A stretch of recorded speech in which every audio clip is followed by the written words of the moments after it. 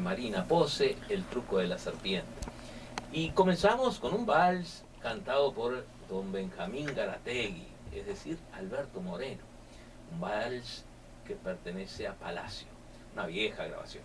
Pero hoy tenemos con nosotros a un escritor, a un amigo, a un abogado que escribió un libro que a mí me llamó mucho la atención y él me lo regaló y dije, vamos a hacer un programa.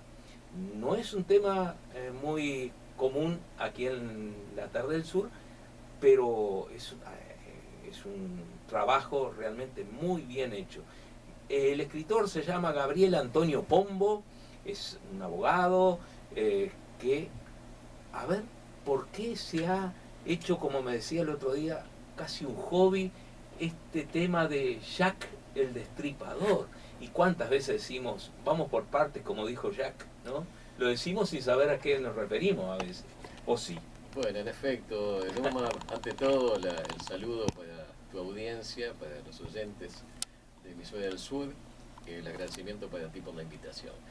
Vamos por partes, simplemente es una frase hecha como tantas, sí, que se le adjudica al homicida serial de Whitechapel, que ya datan de 127 años atrás sus crímenes, que lo han hecho legendario.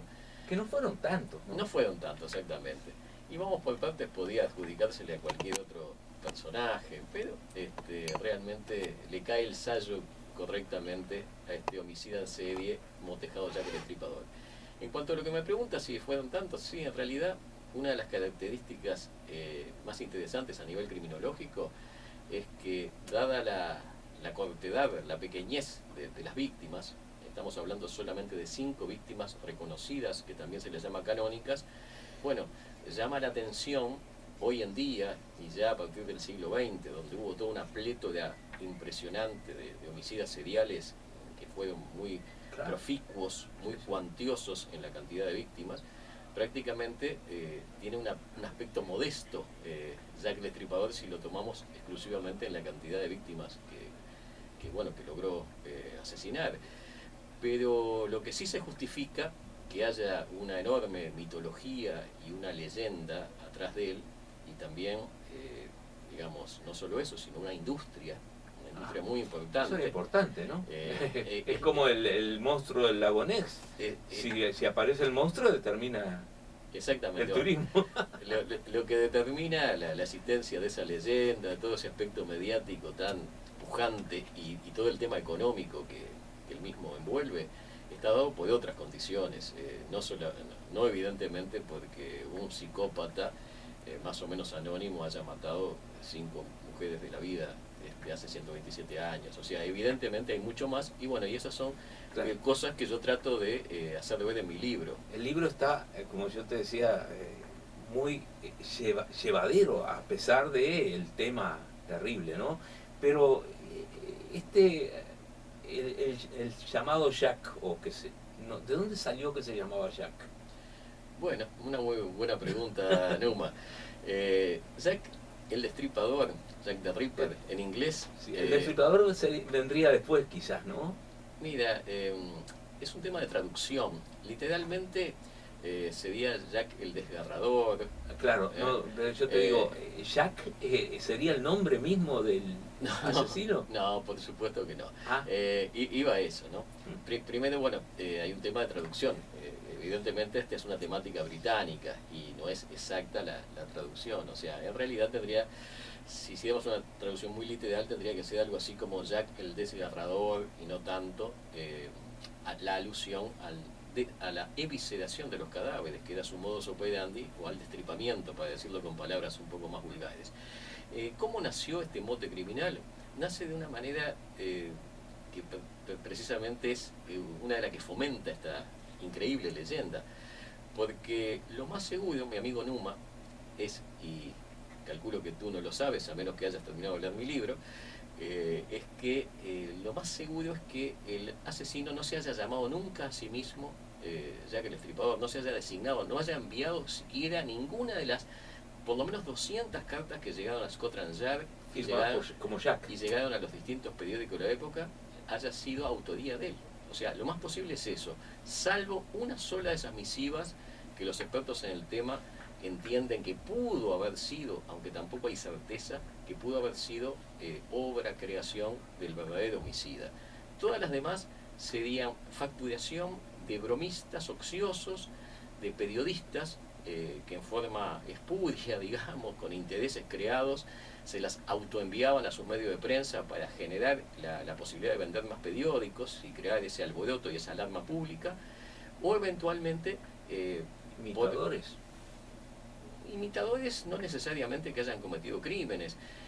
Hay uno que tú cuentas acá que sí, que quiso aparentemente, bueno, hacérselo, cargárselo a los hombros de Jack, ¿no? Pero que no se veía que no podía ser por la forma en que bueno, hizo su asesinato, bueno, ¿no? realmente así es, Numa.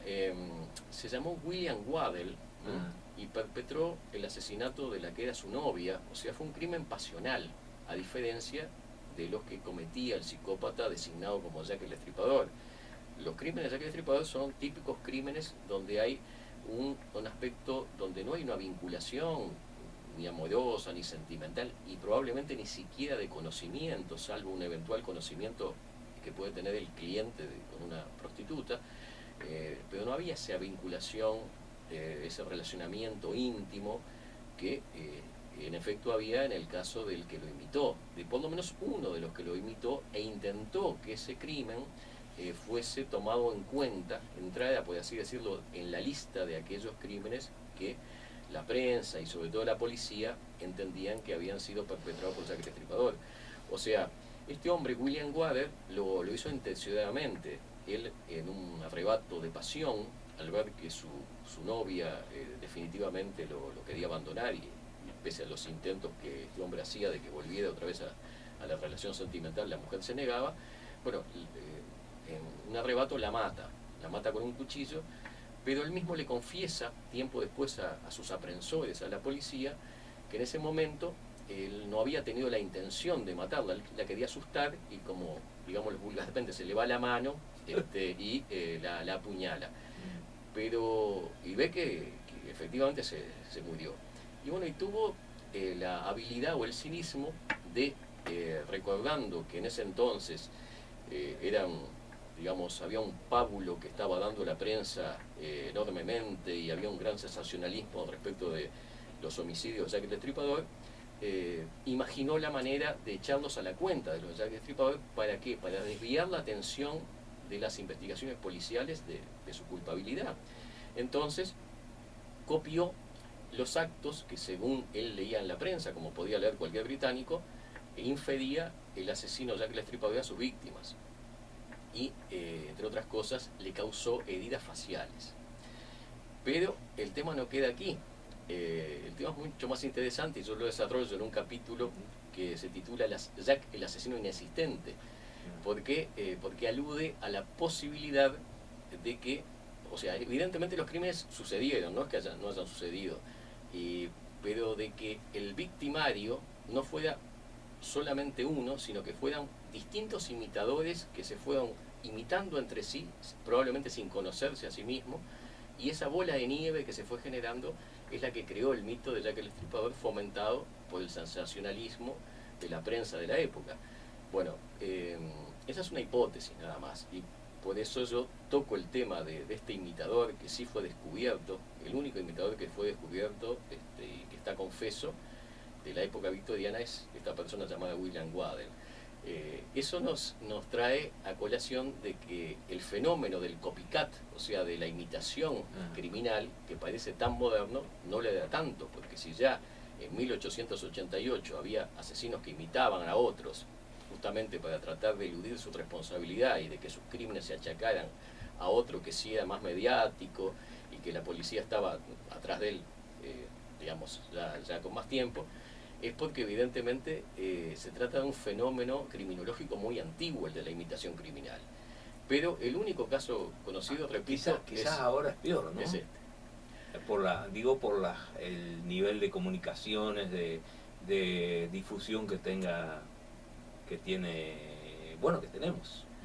En aquella época era la prensa y el boca a boca. La prensa y el boca a boca, pero repito, o sea, el fenómeno del homicidio de imitación, vaya que existía. Y justamente claro, este caso. Luego hay otros casos, hay otras mujeres que son colocadas, digamos, dentro de la lista fúnebre de Jack el Destripador, donde los expertos tienen dudas de que hayan sido efectivamente victimizadas por el asesino psicópata Jack el Destripador, porque a veces el modus operandi no coincide, o por distintas circunstancias. O sea, están en duda que algunas de ellas, incluso de las llamadas 5 víctimas canónicas, por lo menos sobre una de ellas hay grandes dudas de que no haya sido víctima de Jack el Destripador, sino víctima de un imitador, que justamente le echa el fardo a Jack el Destripador para zafar de su responsabilidad. ¿Sería que había también un problema de tráfico de órganos? El tema del tráfico de órganos apareció en una de las encuestas judiciales de la época, porque si bien nunca se hicieron procesos penales propiamente dichos, ¿por qué? Por el simple hecho de que nunca se capturó a una persona como sospechosa y se la sometió al respectivo procedimiento penal, los británicos... Tú estás, por todo lo que has leído y sí, eso, sí, ¿estás seguro de que nunca el realmente asesino Jack el Destripador estuvo preso o detenido? No lo puedo, Numa, ni yo ni ninguno de los que estudiamos este caso podemos si estuvo, lo soltaron tajantemente que haya estado detenido, pero como tú dices, si estuvo, pudo la policía no haber tenido las pruebas necesarias y sin darse cuenta liberarlo. Pero terminando la pregunta anterior, te digo que en las encuestas judiciales sí se hacía mención, se hizo en una de ellas en concreto, de la segunda víctima llamada Annie Chapman, el propio coroner se llamaba al juez de guardia que presidía, digamos, esas encuestas judiciales, que eran, por así decirlo, el equivalente a la instrucción penal actual, para buscar algún equivalente que no es muy exacto, porque el derecho anglosajón es bastante distinto al derecho con raíces hispanas, que es el nuestro, ¿no? Sí. Bueno, en ese caso el coroner que presidía, o sea, el juez, vamos a simplificar, el juez que presidía la causa por la investigación judicial de esta víctima, Annie Chapman, introdujo la posibilidad, ¿por qué? O sea, no es que él tajantemente, digamos, avalara que había habido tráfico de órganos, sino que fue una de las hipótesis que manejó en base a algunas informaciones que a este juez le fue dada. Pero lo del tráfico de órganos prácticamente es un tema que hay que dejarlo de lado, pertenece más a la leyenda y a la mitología urbana que a la realidad, ¿no? No está comprobado en absoluto. ¿Y sería alguien tan, ¿cómo voy a decirte? Que supiera tanto como para hacer lo que hacía, para destripar de esa manera a las víctimas, ¿no? Porque no hay que saber. Bueno, precisamente, Numa, ese ha sido otro de las grandes dudas que ha alimentado la parte hasta fantasiosa y mediática de este caso. La pregunta de si Jack el Destripador en definitiva era un médico, un cirujano, o por lo menos un estudiante avanzado de cirugía con conocimientos anatómicos. Eso. Y bueno, como tantas cosas, tenemos tú lo la dices, duda. Tú lo dices con las palabras, como está escrito así bien. Yo no, le busco la vuelta, pero claro, se habla también de gente de la realeza, ¿no? Sí, se habla de la gente de la realeza y bueno, y redondeando la pregunta anterior, yo diría... Lo que es ser abogado, ¿no? Yo siempre... No quiero que el escucha diga, no, este hombre le saca el cuerpo a la pregunta. Entonces la quiero terminar bien o mal de contestarla. También hay que dejarle tiempo que compren el libro, ¿no? No hay que contarles todo. Sí, sin duda. Sí. Bienvenidos sea que compren el libro, porque ahí van a poder sacar dudas que evidentemente claro, en esta nosotros charla vamos a dejar hoy. no las vamos a poder evacuar. Bueno, pero me perdí un poquito. Habíamos dicho... repetimos la pregunta, porque tú me superpusiste una segunda pregunta cuando estaba contestando. Yo te estoy mareando. El tema sí del tráfico de órganos, bueno, que prácticamente está descartado. Descartado. Sí. Bueno, vamos a ir a la primera pausa en la tarde del sur y estamos con este tema, con este libro, Jack el Destripador, la leyenda continúa. Aunque yo tengo entendido que ya se descubrió quién era, pero bueno, tú me llevarás la contra. Bueno, muy bien. Y atacaremos el tema, ahora estoy recordando, tu pregunta en realidad se centralizaba en si había sido un médico o no, para simplificar, ya que el estripador. Y entreveré que de pronto había gente de la realeza, porque por ahí aparece también. Si me permitís, vamos hablando también la hipótesis de que fue un príncipe. Adelanto a los escuchas de que fue un príncipe, el nieto de la reina Victoria.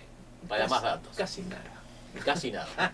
Vamos a la primera pausa en la tarde del sur y volvemos con Gabriel Pombo, que bueno, nos hace el honor de visitarnos, de traernos la forma como ha ido escribiendo, por este libro no se escribe en un día, sino con mucho estudio, con mucho leer artículos, revistas, todo lo que haya salido sobre esta leyenda, que es una leyenda basada en una realidad, ¿no?